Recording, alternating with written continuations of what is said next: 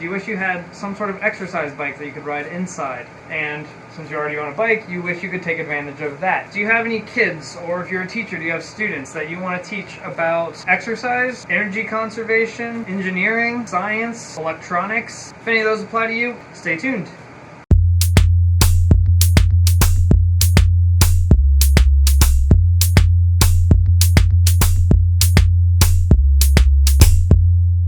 We're going to go do this video in two parts. We're going to do kind of the exercise portion first and the engineering portion second, because they kind of lead into one another. First off, this is the AccelaVelo. You find whatever works for your bike. I'll show you how easy this is to set up.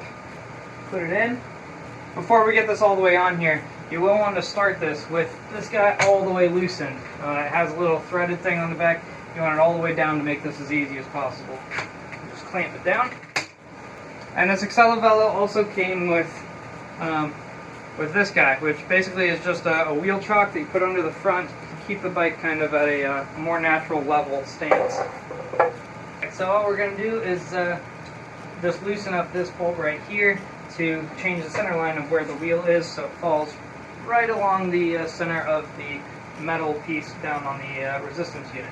So now that we've got this centered up and clamped down on the back wheel, we'll just tighten down the bolt on the back just a little bit to make sure we have friction, make sure it's spinning the metal there. That's really all there is to the exercise part. Now you'll notice this is really loud. So this is not something you can just have in the living room while someone's watching TV and you want to exercise off to the side. And the reason for that is mountain bike tires have really big knobs on them. It's adding to the noise against the metal down there. So I got one of these. This is actually a racing slick mountain bike tire, but it's just flat rubber. I'll show you real quick how easy it is to just swap this tire out for the other one. I want to lower this resistance unit back down. So since this bike has a quick release back tire, it makes this extra easy. So we're just going to pop off this quick release and take off the tire, let out all the air. Now I recommend getting a set of these guys. They're just little plastic wedges effectively.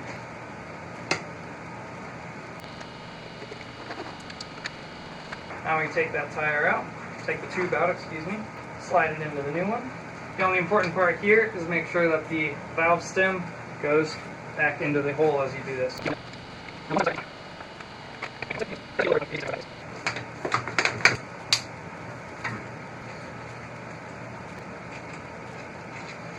You don't need this for the engineering part. We're going to get to that here in a second. This is just for exercising and just kind of quieting things down a bit. So all we really need to do now is bring the resistance unit back up against the tire. Now, I didn't pump up this tire a whole lot, so it's probably still going to make a bit of noise. I recommend pumping this up to just below the maximum pressure this will allow. So much quieter, that's better. Still a bit of noise there. Like I said, if we pump this thing up a little bit tighter, it quiets that down a bit more. But I just wanted to show you the difference it makes just putting on this racing slick rather than a mountain bike tire. This is where the engineering part kicks in. We're just going to pull this back off again and get it down to a wheel with no tire on it.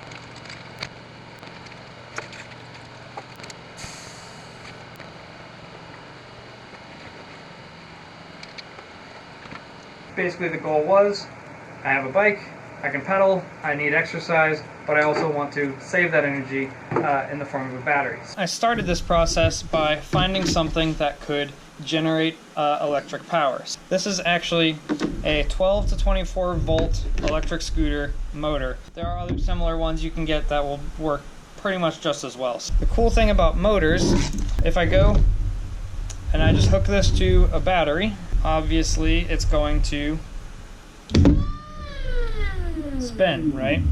If instead of hooking the motor to a battery, we just hook it to a voltmeter, you'll see as I spin the motor with my hand, I'm actually generating power onto here. So it's a two-directional thing. Motors can be used as generators or motors can be used as motors. So the goal will be to get this motor connected by a pulley and a belt to the bike wheel. And as we pedal the bike, it will spin this and it will generate power, which we can then store into the battery and use later. First off, what we want to do is figure out what size of pulley we need to put on this motor to generate the amount of power that we want. So what I did to calculate this is I found the spec sheet for this motor online, and basically it says that the rated power output is 350 watts at 2900 RPM and 19 amps.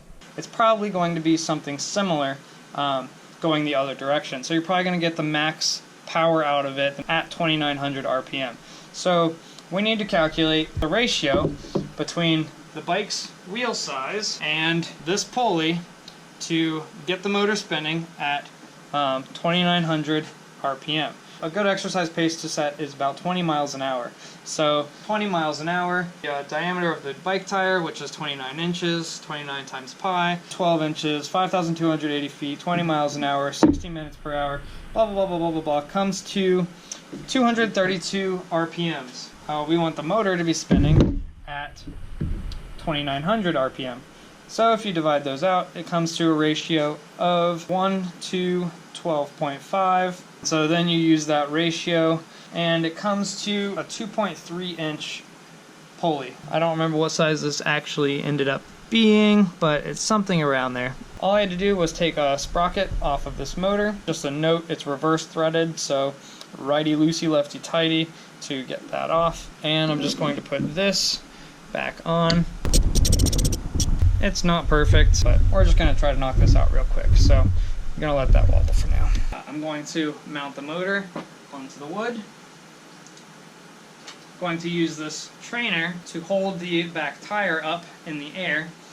But you'll notice I turned this around backwards. So now the magnetic resistance unit is in the front, and we're just going to loosen it down out of the way. We don't actually want any additional resistance. Now you'll notice if I just bolt this on straight onto here, the pulley and this bar not in the right orientation. So we need to lift this motor up about 1.5 to 2 inches. So that's where the 2x4 piece comes in. Thankfully, the motor comes with 4 threaded mounting points, so that's really handy, makes this an even easier project. So we're just going to put that right there. Now, since this is going to be sitting flat on the ground, once it's done, I did countersink all these holes just enough that once you put the bolts in, they are flush with the ground. Again, the trainer will go on it backwards, like so. One thing worth noting is that since we are turning this whole trainer around backwards, we're also putting the tensioning brackets on backwards. And this one has a notch in it for the quick release handle. So we actually want to spin the quick release around the other route as well. And now we can get the bike back onto the trainer. We just need to find a belt long enough to cover this whole thing. Give yourself an inch or two of leeway here, and then just take a wire or a string or something like that and wrap it around the whole thing.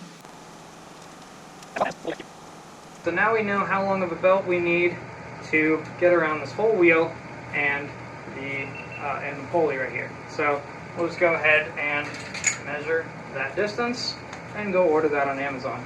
So this is the belt I ended up ordering. I don't know what length this is.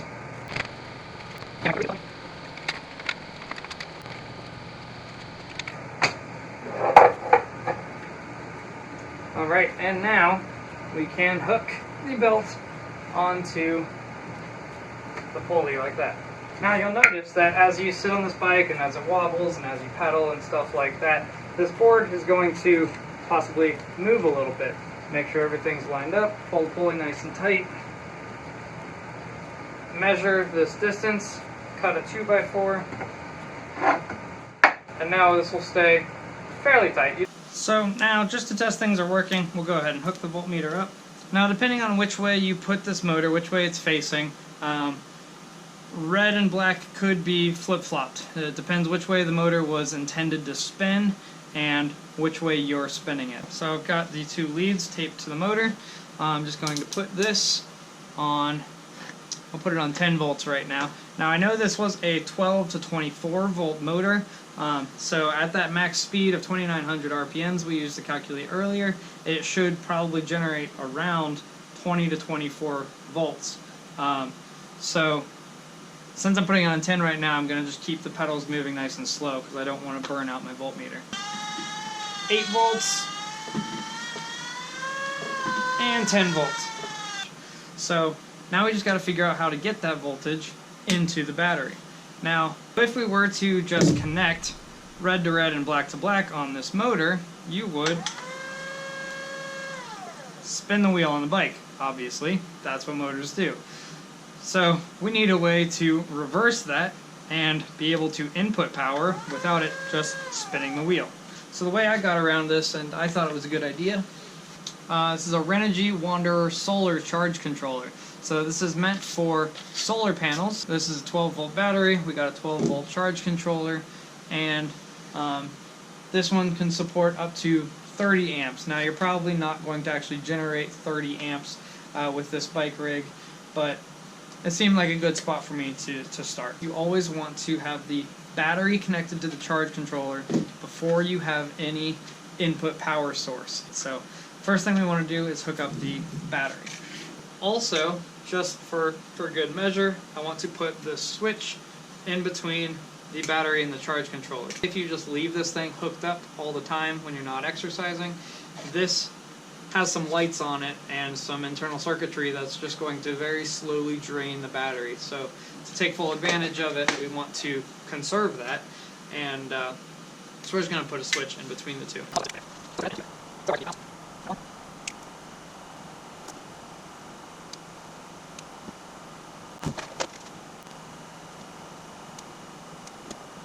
Now the charge controller has some nice little screw terminals, so we're just going to slide that into there.